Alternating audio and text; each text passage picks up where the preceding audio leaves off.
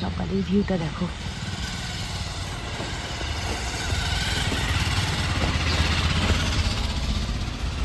এখন রোদটা পুরোপুরি ওঠেনি, জাস্ট সূর্যটা উঠছে। Good morning everyone. অনেক সকালবেলা, ভোরবেলা, মানে তখন কটা বাজবে কে জানে, অন্ধকার অন্ধকার রয়েছে, তখন থেকে আমি জেগে রয়েছি। সকালে ওঠা অভ্যেস তো, সেজন্য কিছুতেই চাইলেও দেরি পর্যন্ত শুতে পারি না। খুব ঠান্ডা এখানে, তাও সেই সকাল থেকে উঠে জেগে রয়েছি। তারপরে ঘরের মধ্যে একটু ওয়ার্ম আপ করছিলাম, হালকা একটু এক্সারসাইজ করছিলাম।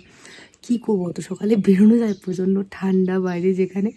তো তারপরে এইসব করে একটু জল টল খেয়ে ফ্রেশ হয়ে মুখ টুক ধুয়ে তারপরে ভাবলাম একটুখানি বারান্দাটায় বেরিয়ে আসি।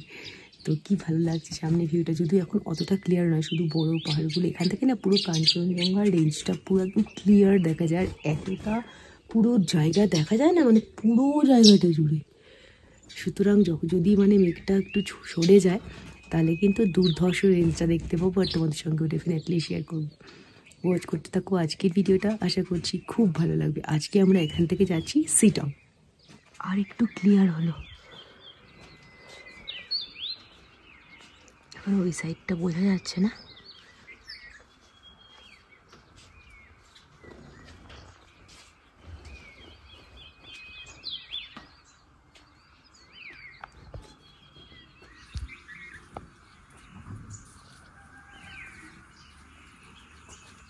এত লেট করছে বলে একটুখানি বেরোলাম। অ্যাকচুয়ালি মার রুকে নিয়েই বেরিয়েছিলাম, তো মাঝপথে মা এসে বলছে যে আমি চ্যান্টিং ব্যাগটা আনি নিয়ে। এইরকম ধরনের রাস্তা, ওদল খোদল, এর মধ্যে কি চ্যান্টিং করবে তুমি? তারপরে এবার বলছি বাড়িতে বসে করলেই হতো, তাহলে আসলে কেন বাবা? তারপরে আবার রু বলছে ওখানে একটা ছোটো পুচকি ফ্রেন্ড পেয়েছে, বলছে যে আমার ফ্রেন্ড ইস বাবা, তোদের জন্য সকাল থেকে আমি বেরোতে পারলাম না, খানিকটা রাস্তায় এসে আবার এরকম ধরনের কথা বলছে। আবার ওদেরকে পৌঁছে দিলাম। তারপরে আমি এখন বেশি দূর যেতে পারবো না, 9টার সময় খাবার রেডি হয়ে যাবে। খাবার রেডি হয়েও গেছে, 9টা বাজেনি, তাও খাবার রেডি হয়ে গেছে। কিন্তু ওই যে সবাই মিলে একসাথে যাবো বলে করছি। সকাল থেকে ভাবছি একটু বেরোবো, তারপর আবার ওয়ালেটটা ক্যারি করছি না।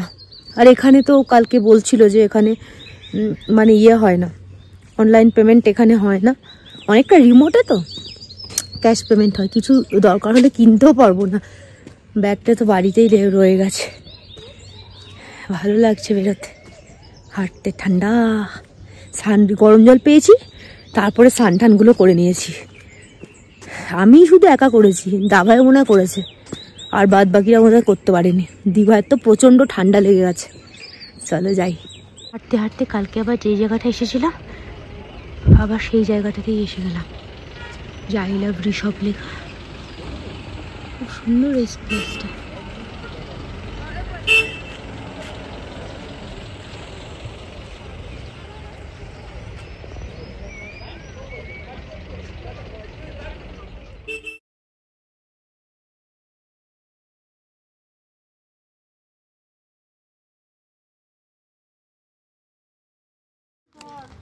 বেবি হড়বড় হড়বড় করো না। ধরেছিস? না ধরো, হাত টাইট করে ধরে থাক। বাবারে, না এরকম করে আমার অসুবিধা, এরকম করেই ঠিক আছে।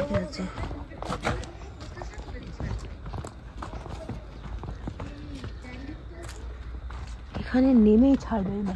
ভাবি হাতটা ছাড়ো না বাবা, ভারী আমার ভয় করছে। ভাই ওকে ছাড়িস না।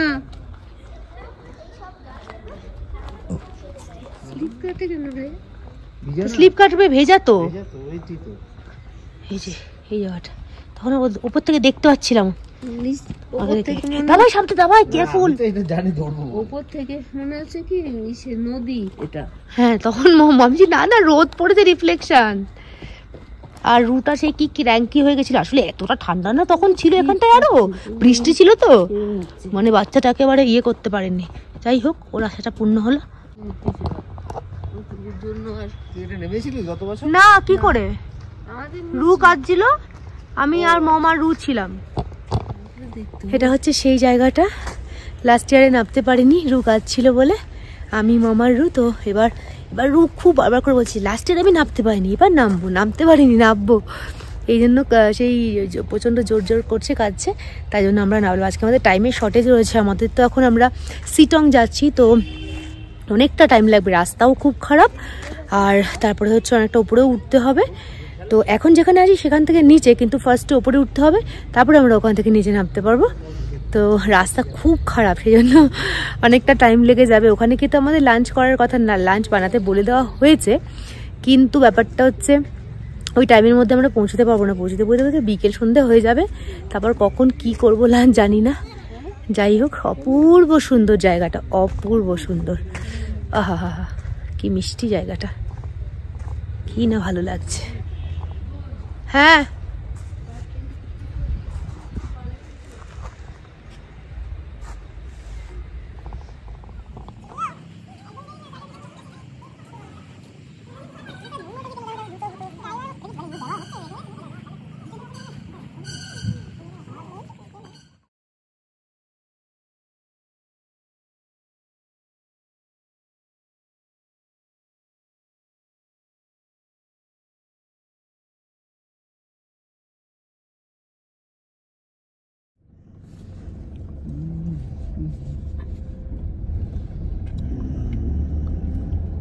রাস্তাগুলো কিভাবে ঘুরছে না, এটা বুঝে পুরো একটা ভিউ পয়েন্ট থেকে মানে নিচে অপূর্ব দেখো। কি সুন্দর ভিডিও করে আপনি এই দেখো টোটাল ভিউ পয়েন্ট যা। ও আর নেই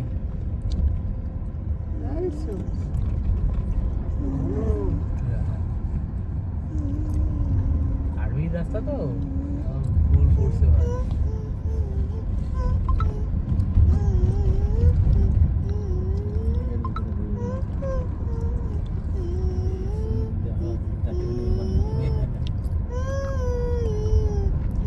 পুরো মেঘগুলো ভেসে ভেসে যাচ্ছে। যুদ্ধ লাগে না, তখন ওই ট্যাঙ্ক ফ্যাঙ্ক যাতে যেতে পারে তার জন্য কাজুয়া গাড়ি ট্যাঙ্ক পাঠাবে না, ট্যাঙ্ক হচ্ছে প্লেন ল্যান্ডিং। এখানে আছে গাড়ি যানবাহন না, চলে যাবে।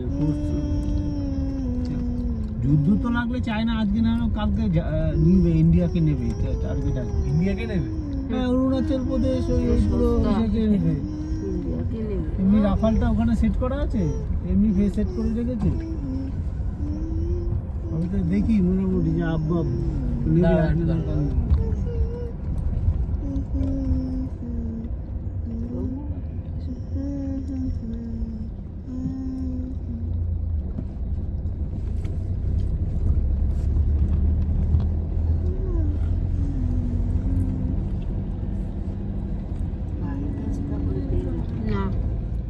লোলেগাঁওয়ের একটা ভিউ পয়েন্টে রয়েছে, লোলেগাঁও।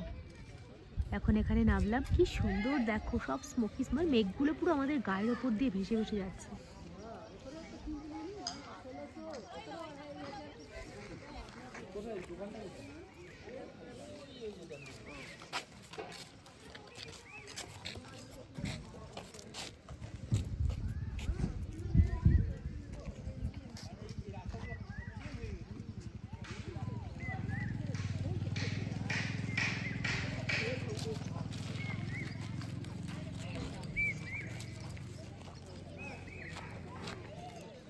কি সুন্দর চারপাশটা দেখো, লোলেগাঁও এটা। ও মাই গড, নাইস প্লেস।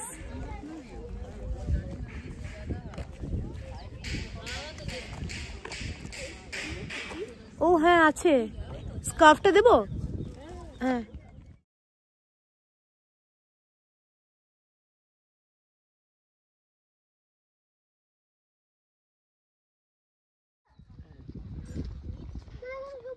আরে এরকমই হয় ভাবি, এখানে এরকম পাগলামো করো না তুমি, জানো। ওয়াও, যাও যাও, আগে আগে চলে যাও, আগে চলে যাও ভাই। গান বানিয়ে নিলাম।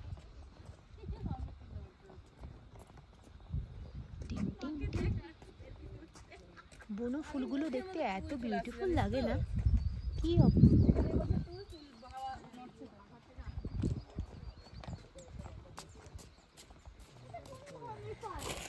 Just look, এগুলো সব বনো ফুল।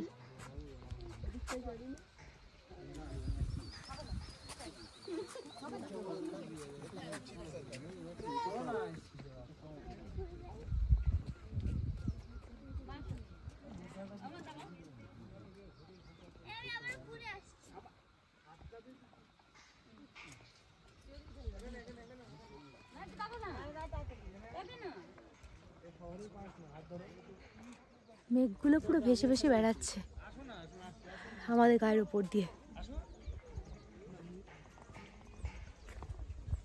নিচে নামবো কেন? উপরে ছিলাম, টপে ছিলাম, কিচ্ছু নেই। এটা সত্যি নিচে নামাটার কোনো কারণ দেখতে পাচ্ছি না। I love Lolegaon.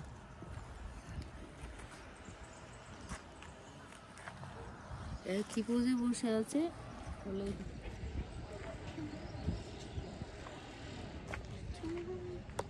কি অপূর্ব সুন্দর জায়গাটা।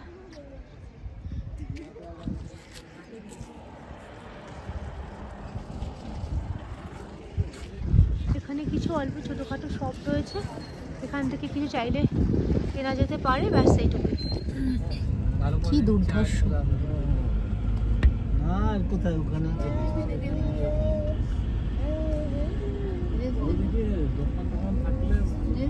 চা ফা খেলাম একটা জায়গায় গাড়ি দাঁড় করিয়ে। হ্যাঁ বল,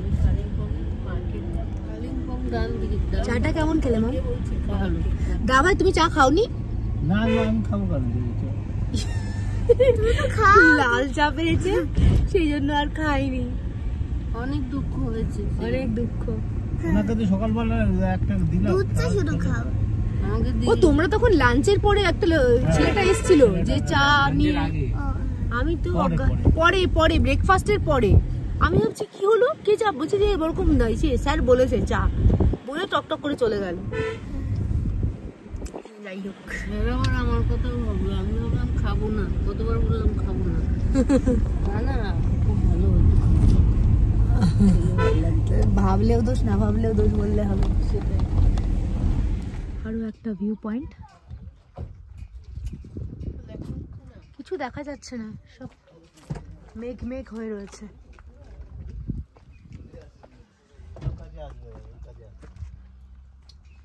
ফেসটা মনে হয় বাগ বাগ করে।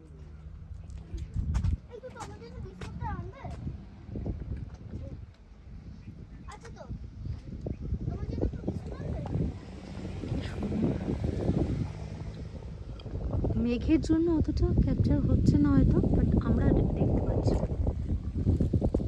আরেকটা ভিউ পয়েন্ট,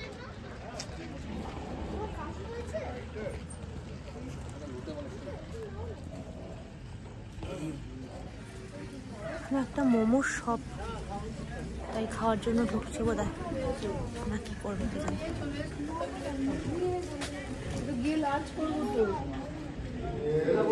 হোটেলটার রেস্টুরেন্টের ভেতর থেকেই সবারই সব মেঘে ঢাকা, কিছু দেখাই যাচ্ছে না। এটা আরও একটা ভিউ পয়েন্ট, মানে এখানে মোমো টোমো খেলাম, এখানে কি টেস্টি ছিল, কি ভালো লাগলো খেতে। এখানে কিচ্ছু দেখতে পাবে না এখন, কারণ সবটাই ক্লাউড ক্লাউড হয়ে গেছে।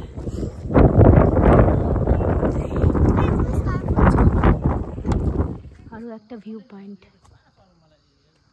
অপূর্ব সুন্দর জায়গাটা।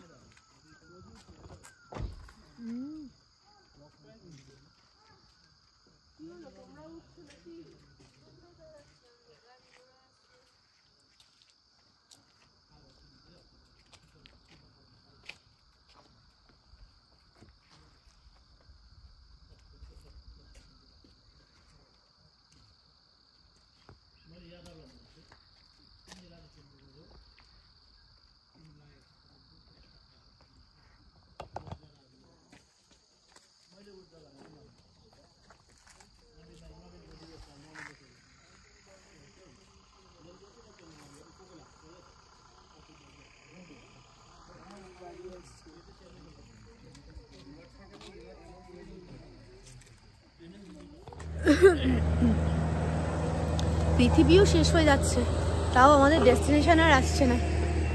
তাও আবার মাঝখানে রাস্তা ভুল করেছিল আমাদের ড্রাইভার, ব্যাস আর ঘুরেই যাচ্ছি আমাদের আর ওখানে আমার রাস্তা তৈরি হচ্ছে। ভাবো রাস্তা তৈরি হবে, তারপর আমরা যাব। আমরা তো মানে হাঁটাহাঁটি করে অনেক করে এগিয়ে যাচ্ছি। এখন তো অনেক বেজেও গেছে, আমাদের লাঞ্চ আওয়ার পেরিয়ে মানে সন্ধে হতে চললো। কখন আমরা কি করবো জানি না। যাই হোক, ফাইনালি আমরা ডেস্টিনেশনে রিচ করেছি। আশা ছেড়ে দিয়েছিলাম যে আজকে আর পৌঁছতে পারবো বলে, সত্যি যাই হোক 5টা বেজে গেছে হ্যাঁ। আর আমরা এখনো লাঞ্চ খেলাম না। হ্যাঁ এখনো আমরা লাঞ্চ খেতে পারিনি। এর আগে একটা গেছিলাম আগাম লোকে, তো এটাও সেরকমই ধরনের একটা জায়গা। দেখো একবার পুরো জায়গাটাকে এরকম পাহাড় এরকম ঘিরে রেখেছে, এরকম একেবারে অপূর্ব সুন্দর। মানে এই জায়গাটা মানে তৈরি হয়েছেই হচ্ছে 3-4 বছর মাত্র হয়েছে, বেশি দিন হয়নি। আমরা জাস্ট এসে পৌঁছলাম, এখন আমরা যাব একটু ঝপাঝপ লাঞ্চ করে নেব। অন্ধকার হয়ে যাচ্ছে, জায়গাটাতে একটু ঘুরে এক্সপ্লোর করবো, সেই টাইমটুকু আর নেই। যাই হোক প্রচণ্ড এক্সস্টেড হয়ে রয়েছি, বাপরে বাপ। চলো রুক খেয়ে দিয়ে আসি, আর দেরি করতে পারবো না। মম তুমি কিছু একটা সোয়েটার ফোয়েটার পরো, ঠান্ডা লেগে যাবে। নিচে ডাইনিংটা নিচে বেবি, চলো। জু বেবিতে গুড গার্ল হয়েছে মাতা। আমাদের লাঞ্চ টাঞ্চ সব হয়ে গেছিলো, 5টার সময় করলাম। তো তারপরে এখন তো পুরো অন্ধকার হয়ে গেছে, প্রচণ্ড ঝড় চলছে। তো বেশ ভালো লাগছে, বাইরে ভিউটা অসাধারণ। পারলে একবার লাস্টে তোমাদেরকে আমি দেখিয়ে দিচ্ছি।